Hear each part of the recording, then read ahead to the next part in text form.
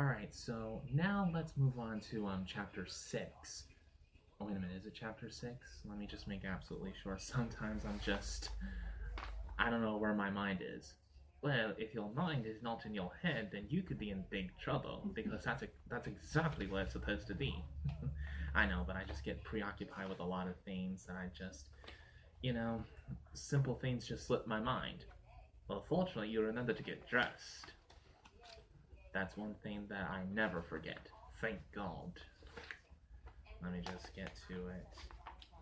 Yeah, it is chapter 6, the new morality. Absolutely. So, what are we going to talk about in regards to this? Well, what I want to ask you in regards to this is, pretty much the same thing as with all the other chapters we've been talking about. Just basically, what are you trying to say in chapter 6, the new morality? What is it that you're trying to say here? Well, I will say that there are some Christians who are like modern day Pharisees, and let me explain what I'm talking about in regards to that. You see, the Pharisees were like the legalistic party of Judaism. They were all about keeping the law of Moses perfectly, even if that meant, okay, you know that Jesus talks about how if one of us has a lamb and it falls into a well on the Sabbath day, would we try and rescue it on the Sabbath day? That would be the moral and the right thing to do, correct? Absolutely. But because the law of Moses says we're not supposed to work on the Sabbath day, the Pharisees will say, just leave it in the well. Yeah. This is where a good friend of mine years ago before he died, Bishop Jim, he said that the word of the law kills, but the spirit of the law saves. And that's exactly what I'm trying to say in this chapter. It's basically there are some Christians nowadays who are just like the Pharisees. They try and keep the rules of Christianity, canon laws. They try and keep canon laws perfectly at any cost. And when you do that, you pretty much risk breaking the most important law of all, and that is love. Like what Jesus Christ said. The words of our Lord Jesus Christ: you shall love the Lord your God with all your heart, with all your soul, and with all your mind.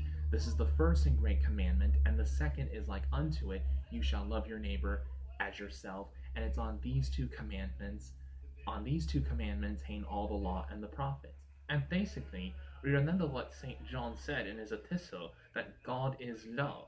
And that's basically the fundamental law to keep. That is the universal law, love. And even Jesus himself said, basically, he gave the command to the apostles where he said, love one another as I have loved you. Absolutely. So that is the basic law to keep. It's the law where all other laws, where they hang off of. Basically, like the Ten Commandments, the commandments such as you shall have none other gods but me, and do not take the name of the Lord your God in vain. Remember the Sabbath day by keeping it holy. Those are basically laws that are supposed to show how much you love God. That basically, if you love God, why would you want to worship any other God? Why would you want to misuse his name? Why would you want to blaspheme one of the holy days, including the Sabbath day? Absolutely. And also the other laws, honor your father and your mother, do not commit murder, do not steal, do not commit adultery. Basically, these are commands where we show love for our neighbor, we show love for one another. Basically, all of these commandments, they all hang on that one universal law, which is love. Absolutely. And when you follow this law, the law of love, you pretty much obey all the other commands. You obey the other laws that are on the book, whether it's the law of Moses or the canon laws in the church. And that's the important thing. As long as you keep the law of love, that is basically the important thing. So that's what I try to say in the New Morality, chapter 6, is that basically we need to remember that love is the universal law. Yes, all the other laws are important, but they hang on the law of love. That's the important thing. So as long as you love, you have kept all the other laws. It's the fundamental rule, the universal law, love. As long as there's love, you have not broken any other laws. Does that make any sense? I think it makes perfect sense.